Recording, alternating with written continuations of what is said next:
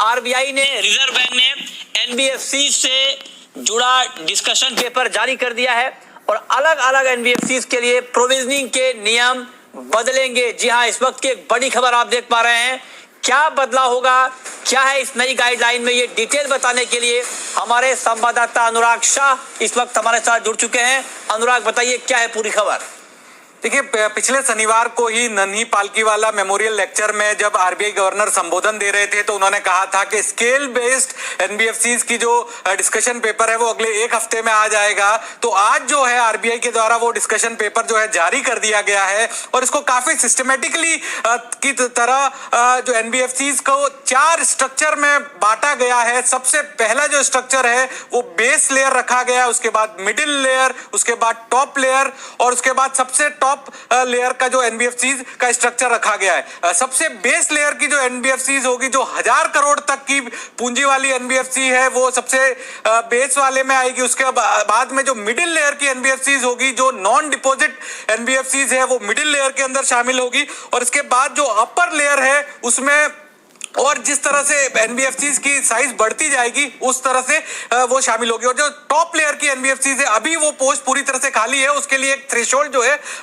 RBI के द्वारा कहा गया है। इसके साथ साथ जो प्रोविजनिंग के जो नियम है वो भी जो जिस तरह से जिस लेयर के अंदर जो एनबीएफसीज आएगी उस हिसाब से एनबीएफसीज को करने पड़ेंगे। तो इससे फायदा ये होगा कि जो ज्यादा रिस्क टेकिंग एनबीएफसीज होगी उनको ज्यादा रिस्क प्रोविजनिंग करनी पड़ेगी। साथ साथ में जो पहले एंट्री लेवल लिमिट थी एनबीएफसीज के लिए 2 करोड़, उसको बढ़ा के 20 करोड़ कर दिया गया है।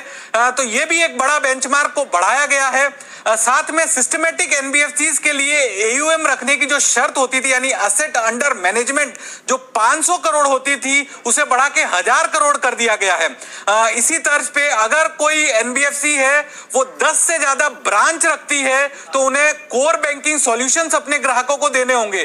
तो ये काफी बड़ा डेवलपमेंट है। जिस तरह से हमने देखा था पिछले कुछ महीनों के अंदर एनबीएफसीज की कार्यप्रणाली को लेकर सवाल उठे थे और एनबीएफसीज से जुड़े जो मामले सामने आए थे, तो उसको पूरी तरह से क्लीन अप करने के लिए आरबीआई के द्वारा ये डिस्कशन पेपर जारी किया गया और एक तरह से नजीर साबित होगा। ये आपने बहुत महत्वपूर्ण बात अनुराग कही और ऐसे में एक सवाल मेरे जहन में और आ रहा है। जो बात आपने कही कि बड़ा फैसला है आरबीआई का, तो अब जरा आप ये बताएं कि जो लोग एनबीएफसीज के जरिए लोन लेते हैं उन लोगों के ऊपर कोई इंपैक्ट होगा क्या इस फैसले का? बिल्कुल, उनके ऊपर इंपैक्ट जरूर होगा क्योंकि आरबीआई ने 4 हिस्सों में एनबीएफसीज को बांट दिया है। जो छोटी एनबीएफसीज होगी अब उनके लिए ड्यू डिलिजेंस है वो ज्यादा हो जाएंगे। जो एनबीएफसीज बिना चेक एंड बैलेंस के लोन दे दिया करती थी तो उनके लिए अब चेक एंड बैलेंसेस ज्यादा हो जाएंगे। जो बड़ी एनबीएफसीज हैं, जो 10 से ज्यादा ब्रांच रखती है, वो आपको उतनी सुविधाएं नहीं देती थी, तो अब उनको कोर बैंकिंग की सुविधाएं देनी पड़ेगी। तो ये जो है आम ग्राहकों के लिए भी फायदा होगा कि जो बड़ी एनबीएफसीज थी